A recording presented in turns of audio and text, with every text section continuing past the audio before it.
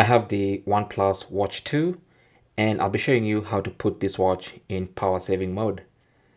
So what you want to do is swipe down and look for this icon here.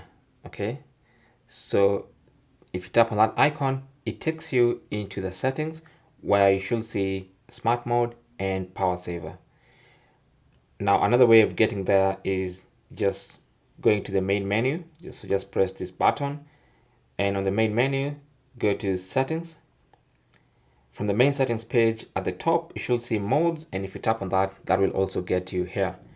Anyway, to enable power saving mode, because currently we are in smart mode by default, so tap on power saver and then scroll a bit and tap on on. Now before you tap on that, you can see it says only workout and health functions are available. Your watch battery should last about 12 days if you turn on power saver mode. So just tap on, it's gonna do its thing. It says you are now in power saver mode. Tap on the check mark to confirm, and that's it. So you're currently in power saving mode. Now there's a lot that happens in power saving mode. You might have noticed that the watch disconnects and then reconnects to the phone, and also most other functions of the watch will be disabled. As you can see, even the main menu has changed, and the battery should now last you about 12 days.